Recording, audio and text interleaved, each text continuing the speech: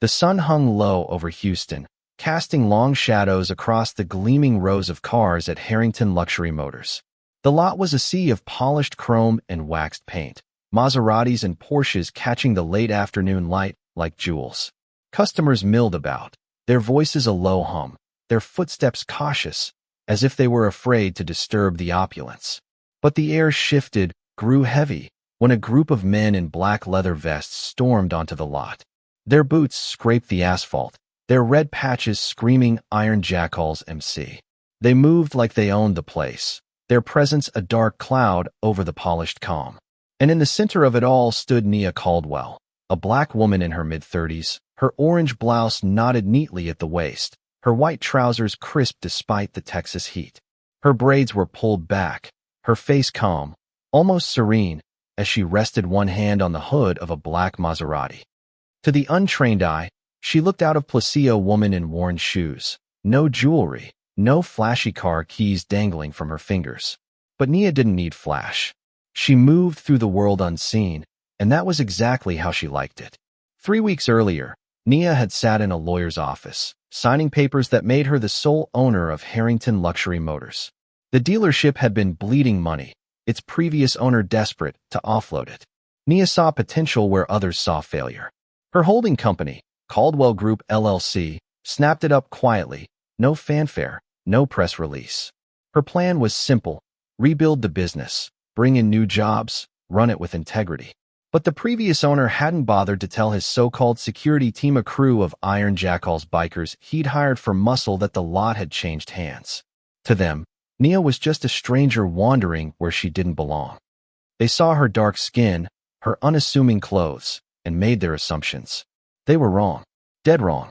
"Get your hands off that car, lady," Travis Boone barked, his voice cutting through the lot like a blade.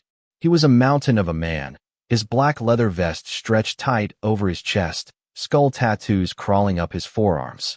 His name tag gleamed, but his stance arms spread, jaw clenched screamed authority he didn't have. "Step away," another biker snapped, spitting to the side. "These cars ain't for people like you." The other 5 men in matching vests closed in, their boots grinding against the concrete, their eyes hard with contempt. Around them, customers froze, their hands hovering over phones, unsure whether to record or run. No one moved to help. No one dared.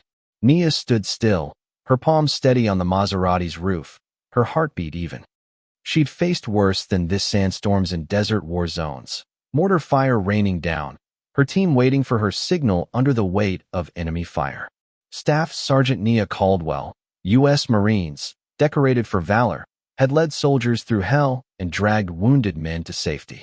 This was just noise. "Don't touch the paint," Travis growled, stepping closer, his breath hot with menace. "You scuff this, you can't afford it." "I can afford it," Nia said, her voice low, almost a whisper. The bikers laughed, a harsh, mocking sound that echoed across the lot. "What? You a janitor from the shop next door?" one jeered. "Don't come here thinking you can take selfies with cars you'll never drive."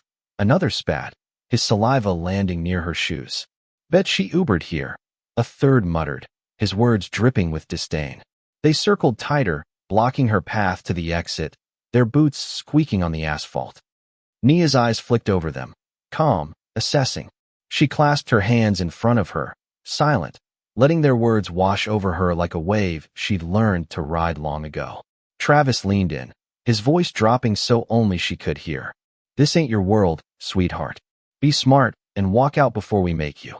Behind him, a white-haired man in a polo shirt whispered to his wife, "Why don't they just let her look at the cars?" His wife tugged his arm, hissing, "Shoo, don't get involved." One of the bikers reached out, flicking the knot of Nia's orange blouse. "Nice shirt. Dollar store." Another stepped behind her, blocking the Maserati. "Go on, touch it again. Give me a reason." The air crackled with their snickers, their slurs, the phrase her kind muttered like a curse. Nia's gaze drifted past them, her mind flickering to memories of sand whipping across a desert runway, her team in combat fatigues, her gold plaque back in Houston, Staff Sergeant Nia Caldwell, valor in combat. She'd faced men twice their size under live fire. These bikers, they were nothing. She inhaled, slow and deep, her fingers twitching at her sides. Travis pushed forward, his belt buckle brushing her knee. "Last warning, lady. Get off the lot." Nia's voice was steady, unshaken. "I'm not leaving." He grinned, a predator's smile. "Oh, you're tough. Guess we'll show you what happens." Two bikers flanked her, their boots squeaking louder now, another cracking his knuckles with a sound that echoed between the cars. A customer at the edge of the lot lifted his phone to record, but a biker snapped. "Turn that off unless you want to join her." The man's hand shook as he lowered it. "You know what?" Travis said, his voice rising, sharp with malice. "Let's see your bag. Bet you're here to steal." Nia's eyes locked onto his. "I'm here to own." The bikers roared with laughter, one throwing his head back, but she didn't flinch. Slowly, deliberately, she reached into her tote bag, her gaze never leaving Travis's, and pulled out a thick black leather folder. She opened it, revealing a stack of documents, stamped and sealed. She held it up. "Read it." Travis squinted at the first page, his smirk faltering. At the top, in bold letters, "Transfer of ownership, Harrington Luxury Motors to Caldwell Group, LLC." Below, her signature, clear and undeniable. Silence swept the lot, heavy, suffocating. Even the hum of distant engines seemed to fade. "You're lying," one biker muttered, his voice thin. Nia's response was soft, lethal. "This is my lot. These are my cars. And you're standing on my payroll." The bystanders stirred, whispers rippling through the crowd. "She owns it," someone murmured. "Oh my God," another gasped. Travis's face reddened, his power slipping, his ego teetering on the edge. "Paper don't mean nothing," he snapped, shoving the folder back at her chest. Then he grabbed her wrist. The world went quiet for Nia. 1 second, his hand was on her. The next, she moved fast, precise, a Marine's training kicking in like muscle memory. Her left hand rotated his wrist outward, a joint lock executed with surgical precision. Pain shot up his arm, and his knees buckled. Her right leg swept forward, a controlled side kick to his thigh, forcing him back. He stumbled, cursing, releasing her instantly. The other bikers lunged. Nia pivoted, planting herself between two rows of cars, her stance low, balanced. "You really don't want this," she warned, her voice steady but edged with steel. They charged anyway. She stepped sideways, seizing one man's vest and flipping him across her hip onto the hood of a Porsche. The metal groaned under his weight. Another swung at her face. She ducked, grabbed his arm, and drove her elbow into his ribs. He dropped, wheezing, clutching his side. Phones were out everywhere now, customers filming, narrating under their breath. "Oh my God, she's taking them apart," someone whispered. "She's military," another said, voice trembling with awe. The white-haired couple watched, stunned. "She's not just some lady," the wife murmured. "She's a soldier," her husband replied. "Or something more." The bikers faltered, their bravado draining like air from a punctured tire. Nia straightened, smoothing her orange blouse as if nothing had happened. Her voice cut through the lot, clear and commanding. "This dealership is under new ownership. My ownership. Any of you who still want a job, step back. Anyone who doesn't, get off my property now." Her words landed like thunder, reverberating across the asphalt. Travis clutched his wrist, staring at her with a mix of rage and disbelief. "You don't scare me," he tried, but his voice was thin, unsteady. Nia's eyes locked onto his. "You're already scared," she said quietly. The bikers retreated, their boots scraping as they backed toward their motorcycles. Nia remembered her father's voice, low and firm. "Respect isn't given, baby girl. It's taken back." She glanced at the onlookers, their faces a mix of awe and shame.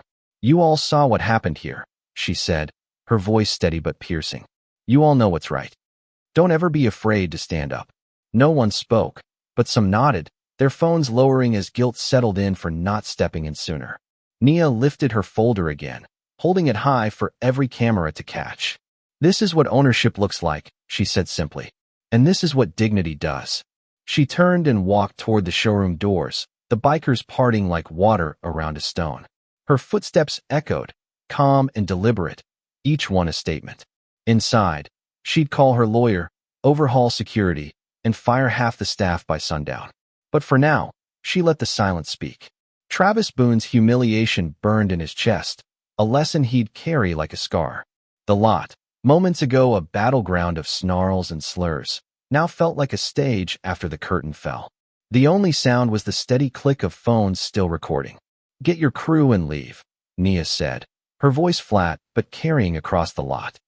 Travis's eyes darted around customers staring, phones out, his men groaning on the pavement. His bravado collapsed into a tremor. "This ain't over," he muttered, but the words lacked weight. Nia took a single step toward him.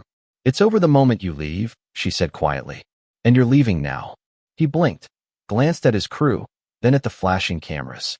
He knew lawsuits, maybe jail, loomed on the horizon. "Mount up," he barked at his men. "We're out." One by one, they limped to their bikes, engines roaring to life, the smell of gasoline thick in the air. They sped off into the Houston traffic, their exhaust fading like a storm in retreat. 2 police cruisers pulled up as the last bike vanished. Officers stepped out, hands near their belts. "Ma'am, we got calls about a disturbance," one said. "Are you okay?" Nia met his gaze, unflinching. "Fine. Just an attempted trespassing on my property." The officer raised an eyebrow. "Your property?" She handed him the ownership papers, still open to the official seal. "Harrington Luxury Motors," she said. "Caldwell Group, LLC." He scanned the documents, his tone shifting instantly. "Yes, ma'am." "Understood." He turned to the bystanders. "Anyone need medical attention?" Heads shook, phones lowered, some slipping away quietly, ashamed they'd only watched. Nia's mind drifted, not to combat, but to her childhood in Beaumont, Texas. She was 9, holding her father's hand as a used car dealer refused to show him a vehicle because of his skin. Her father had walked away, silent, his grip tight on hers. Years later, when Nia joined the Marines, she swore she'd never walk away quiet again. But she also learned power wasn't always loud. Sometimes it was standing your ground, owning the space you'd earned. Within an hour, videos of the confrontation flooded social media: Twitter, Instagram, TikTok. "Black woman owns dealership, takes down racist biker gang," screamed the headlines. Comments poured in. "She's a real-life superhero. They messed with the wrong Marine." Queen energy. News vans rolled up, cameras spilling onto the lot. A reporter in a red blazer rushed toward Nia. "Miss Caldwell, can we get a comment?" Nia stared at the microphones, her voice steady. "No one has the right to tell you you don't belong somewhere you own. And no one should be threatened for the color of their skin." The clip went viral in under an hour. That night, a Houston TV station aired a profile. Who is Nia Caldwell? Decorated U.S. Marine, Bronze Star recipient, philanthropist, owner of luxury businesses across Texas. They showed photos of her in uniform, medals glinting under Pentagon lights, shaking hands with generals, cutting ribbons at youth centers. The narrative flipped overnight. The quiet woman in the orange blouse wasn't a trespasser, she was a powerhouse. The Iron Jackals, meanwhile, were shredded online. Screenshots of their tattoos circulated, employers fired them, the district attorney opened an investigation. Travis Boone's mugshot hit the evening news. Gang leader charged after viral assault incident. In one day, the power dynamic inverted. The men who mocked Nia were now outcasts in their own town. By 9 p.m., the dealership was quiet, the glass showroom reflecting Houston's neon skyline. Nia sat at her new desk, her blouse folded over the chair, a plain t-shirt loose on her frame, her braids free around her shoulders. Her knuckles ached faintly from the strikes she'd delivered. She opened a drawer, pulling out a photo of her father beside an old Buick. He'd died before seeing her rise. "We made it, Daddy," she whispered, pressing her thumb to the image. "They can't push us off the lot anymore." A soft knock broke her thoughts. It was the white-haired man from earlier, hat in hand. "Ma'am," he said, his voice low. "I should have said something out there. I didn't. I'm sorry." Nia looked at him, his eyes wet with regret. "But you stayed," she said. "That's a start." He hesitated, then added, "I saw what they did, and I saw what you did. My son's in the Marines." You reminded me of him. They stood in silence for a moment. Then he nodded, put his hat back on, and left. Over the next week, veterans groups showed up, offering free security. Black-owned businesses sent flowers and notes. Former employees, once too scared to support her, asked to work under her leadership. One afternoon, a 7-year-old girl came with her mother, handing Nia a drawing. A woman in an orange shirt standing tall as men in black fled. "You're a superhero," the girl said. Nia knelt, taking the drawing. I'm not a superhero, she said, smiling. I'm just someone who won't let people tell me where I belong. On the first Sunday after the incident, Nia held a ribbon cutting for the rebranded Caldwell Luxury Motors. Cameras flashed, the crowd cheered, but her speech was short. She stepped to the microphone and said, "Ownership is power, and power means protecting others, not pushing them out." Then she walked off the stage. That evening, alone on the lot, the sun painting the cars gold, Nia stood where the biker's boots had scuffed the asphalt. Her phone buzzed a text from a Marine buddy. "Saw the video. Proud of you." She typed back, "Just doing what we were trained to do. Stand our ground." She slipped the phone away and whispered into the quiet, "We're not invisible anymore." What would you have done in Nia's shoes? Stood your ground or walked away? Should bystanders have stepped in, or was it safer to stay out of it? And what does ownership mean to you? Property, dignity, or something else entirely? Drop your thoughts below, hit that like button, and subscribe for more stories that challenge, inspire, and make you think.